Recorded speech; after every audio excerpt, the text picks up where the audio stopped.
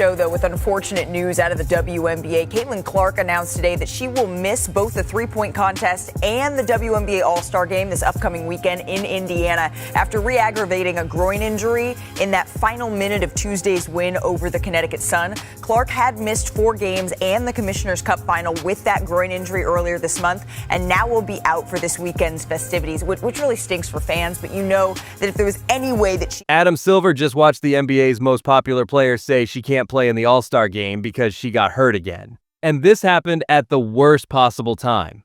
The grown-ups who run basketball are having big fights about money and might stop the games completely. Clark not being at the league's biggest party has NBA bosses really worried, and the warnings are coming from the most important people. Do you think Adam Silver is right to worry about how the WNBA is taking care of their most famous player during this super important time?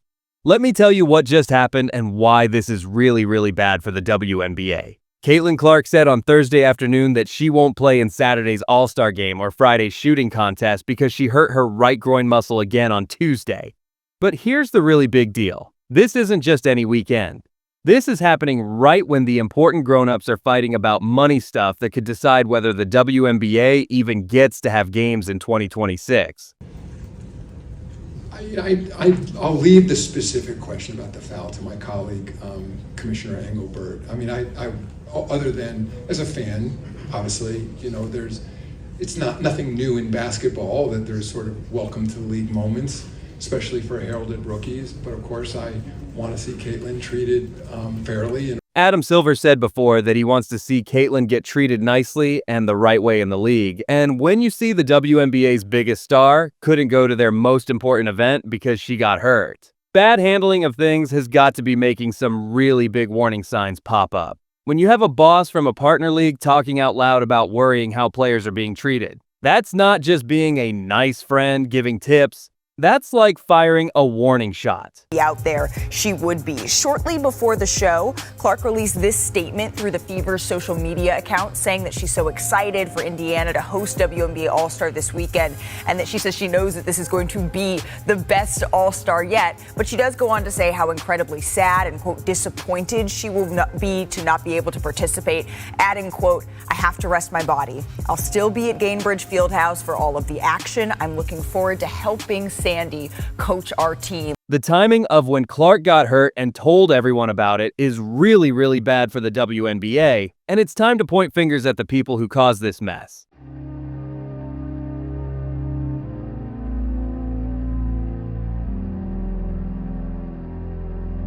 Cathy Engelbert has been really bad at her job as the boss when it comes to keeping safe the league's most important thing. Sports writer Christine Brennan has told everyone that Engelbert is wrong, saying the way she has a hard time talking about Caitlin Clark, or if someone asks her about Caitlin, she'll say Caitlin and Angel. Well, nobody asked her about Angel. You know, they asked her about Caitlin. But in terms of the comments, in terms of the way the commissioner, Cathy Engelbert, who I've known and I like, the way she has trouble talking about Caitlin Clark, or if she's asked about Caitlin, then she will say, well, Caitlin and Angel. Well, she wasn't asked about Angel. You know, she was asked about Caitlin. This incredible inability to deal with the facts and to state the obvious. It is astounding to me how Cathy Engelbert doesn't come out after the Marina Mabry hit and say that's unacceptable. The refs got it wrong. Okay, should have been kicked out then. You weren't. This is the boss lady who's supposed to be telling everyone how awesome the league's biggest star is. And she can't even say Clark's name without quickly talking about other players instead. That's not being a good leader. That's like the people running things don't know what they're doing at all. The numbers tell us the scary truth about what happens when Clark can't play. When people watch WNBA games on TV across the whole country, 55% fewer people are watching since she got hurt. The Fever team's games that everyone could watch on TV went from having 1 million to 210,000 people watching on average before she got injured, down to just 847,000 people watching since she got hurt. That's a 53% drop, which means they're losing millions and millions of dollars. And Engelbert is just sitting there acting like nothing bad is happening. Let's talk about the terrible mess with the refs that caused this whole thing. A doctor who studies how bodies move, named Lucas Seehofer, says players have gotten hurt 141 times since the season started. There are only 179 players who can actually play in the whole league, and each team only played 44 games. That's totally crazy numbers. Engelbert should be demanding that things change right now because of this. But instead, she's being about as tough as a fancy silk dress when dealing with this big problem. The ball handler, there's a grab, there's a hold, there's another grab. I mean, all of those are fouls. Every single one of them. And here, that's a foul, and finally they call. The referees have been so terrible that WNBA superstar Rebecca Lobo spoke up about the refs right during a game, saying, "There's a grab, there's a hold, there's another grab. I mean, all of those are against the rules. Every single one of them, and then here. That's against the rules. That's against the rules." As Clark was getting fouled over and over again without the refs calling it. When famous players are telling everyone on TV that the refs are doing a bad job, that's not just poor refereeing. That's a huge mess up. Clark's own coach has had to keep complaining about how awful the refereeing is. Indiana Fever coach Stephanie White criticized WNBA referees, saying, "I thought she got fouled." I think it's pretty awful what's been happening to us the last few games. The lack of respect right now for our team has been pretty unbelievable. When coaches are using words like awful and lack of respect, that's not just normal complaining. That's calling out a big failure. Who is played 9 years in Indiana and now on the staff. And that's a live shot now of Caitlin The biggest proof that the referees were doing a terrible job came after the Connecticut Sun game, where Clark kept getting picked on. White said everyone's getting better at their jobs, except the referees. During a long, angry speech where she called out Tuesday's referees for letting the game get out of control and said mean things about the whole league and all the referees for not getting better at their jobs. The game is fast now. Things are happening quickly. Everybody's getting better, except the officials. So we got to find a way to remedy it. I mean, you've heard every coach talk about it, so I don't know what the answer is. She kept going, saying every year when we have our league meetings in the fall and in the spring, we say the same thing over and over and over. And nothing has changed. That you guys as an organization are doing, I mean, you're speaking out at this point, but anything more that you are doing or you hope to do to engage in the league and addressing these issues with the officiating that you've been very vocal with? Yeah, I mean, I think every year when we have our league meetings in the fall and in the spring, we say the same thing over and over and over. And nothing has changed. That's a coach telling everyone in public that the league has known about referee problems for years and has done absolutely nothing to make them better. Under Engelbert's time as the boss, the referees have gotten worse, while the league has gotten more popular and more important. The exact things that happened that led to Clark getting hurt right now are perfect examples of referees messing up their jobs.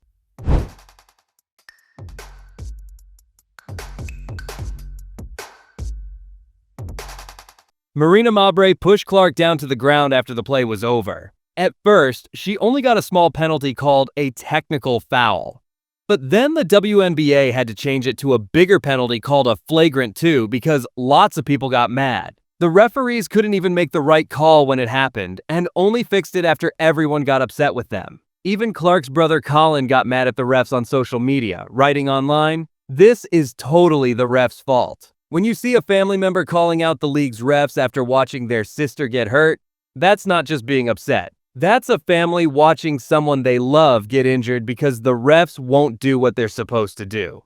Engelbert's answer to these ref problems has been really bad. When people complained about the bad refereeing, Engelbert said, "I think it's funny that winning teams never complain about refs, and losing teams always complain about refs. That's not being a good leader. That's being mean and dismissive from someone who doesn't get what the real problem is." The money problems from Engelbert's mistakes are huge. In 2024, the WNBA had 23 games that over 1 million people watched, and Clark played in all but 3 of those games. When you look at the list of most watched WNBA games this season, you have to go down to number 15 to find the first game without Clark's team, the Fever. Clark is basically carrying the whole league's TV viewers, and Engelbert can't even keep her safe from getting hurt. The money impact is also massive. ESPN saw a 170% jump in WNBA TV ratings, With viewers going from 454,000 to over 1.2 million average watchers in 2024, Ion got a 133% TV ratings increase from 2023. This is all because of Clark, and Engelbert's failure to protect her is putting hundreds of millions of dollars at risk. The pattern of missed calls and dangerous play has been happening all season long. Tuesday's game between the Fever and Sun ended with 5 technical fouls, 3 players kicked out, 2 flagrant fouls, and 1 huge mess. But the refs failed to control the game from the start. This wasn't just one bad moment. This was refs completely losing control because they've been allowed to work without any real rules. The betting numbers tell the real story about Clark's impact. Sports betting on Indiana Fever games dropped almost 50% within a week of Clark getting injured, with about 50% of betting activity dropping off compared to games Clark played in. When betting markets immediately react to one player not being there, that shows just how much money the league loses when Clark isn't playing. Silver's worries about how the NBA is handling Clark go beyond just keeping players safe. Silver has said that all the attention around Clark is really good for women's basketball, but he's also worried about how she's being treated. When the NBA commissioner is publicly worried about how WNBA players are being treated, that's polite language for fix this mess before we have to step in. The referee problems go way beyond just Clark. Kelsey Plum got really mad and used bad words after getting beat up over and over, saying, "I get fouled like that every time I touch the ball.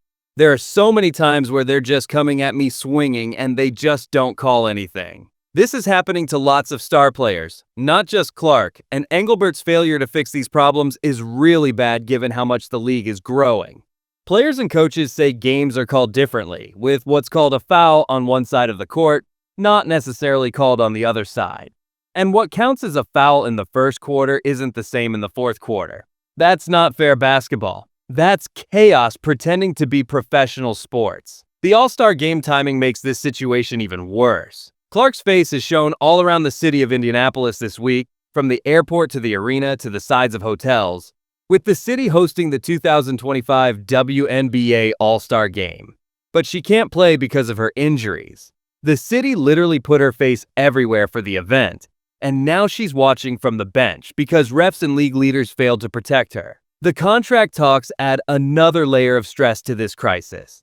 NBA players are getting ready for a possible work stoppage if they don't make progress soon on a new contract, with the current agreement ending October 31st, 2025, so you've got work tensions at an all-time high, and your biggest star is missing the All-Star game because of injury mismanagement. The history makes this even worse. Clark didn't miss a game in college or during her first year as a pro, but has been forced to sit out for multiple periods so far this season, with a left leg injury keeping her out for 5 games starting in May and a left groin injury costing her 5 games before she came back in July. This is someone who basically never got hurt for years, and suddenly she can't stay healthy under WNBA management.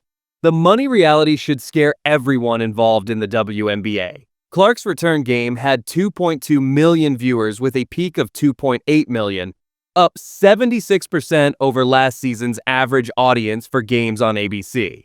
When one player being there can drive that kind of viewership jump, her not being there means huge financial losses. Engelbert's promotion failures are equally damaging.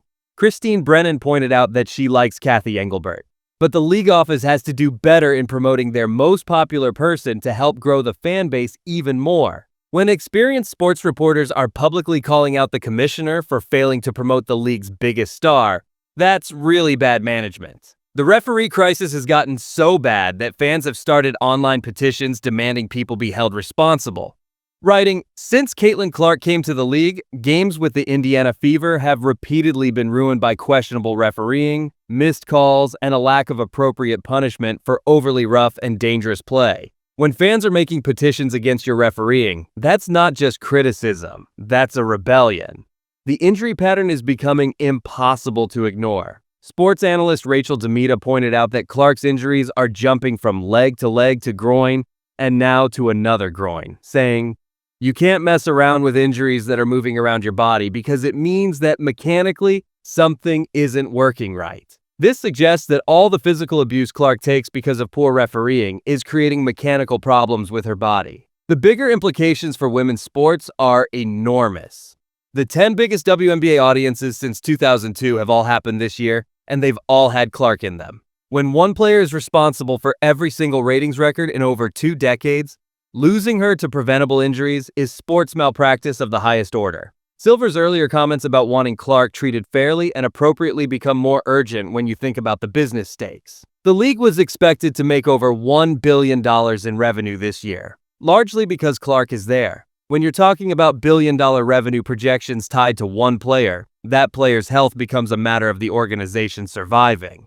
The difference between Clark's impact and how the league treats her couldn't be more obvious. Clark's Iowa career finale had 12.3 million viewers, making it the most watched women's college basketball game ever, followed by a Final Four game that had 14.2 million viewers, making it ESPN's most watched basketball game ever. This is someone who had already proven she could bring massive audiences, and the WNBA is wasting that gift through terrible leadership. The All-Star Weekend becomes a symbol of everything wrong with Engelbert's leadership. The weekend's events show the arguments each side brings to contract negotiations, with players seeing the money coming from investment and wanting a piece of it. But how can you negotiate revenue sharing when your biggest moneymaker is constantly injured because of poor refereeing? The international implications are also concerning. When your domestic league can't keep its biggest star healthy, international options start looking more attractive. The league's growth path is entirely dependent on Clark's health and availability,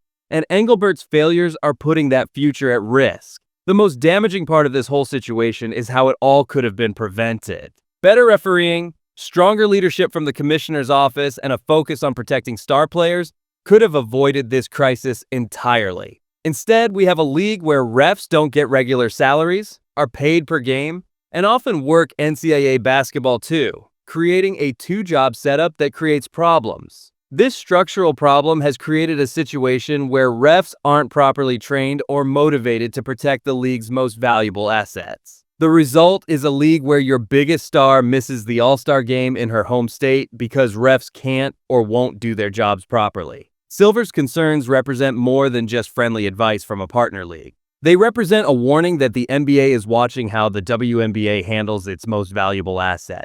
And they're not impressed with what they're seeing. When you've got billion-dollar media deals and expansion plans on the line, you can't afford to have your commissioner and refs failing at this basic level. Engelbert's failures have put the entire WNBA at risk. Refs can't protect Clark, viewership crashes without her, and now she's missing their biggest weekend. Silver's warnings aren't suggestions. They're ultimatums. Fix the refereeing, protect your stars, or watch everything fall apart. The WNBA better listen. Like and subscribe for more truth.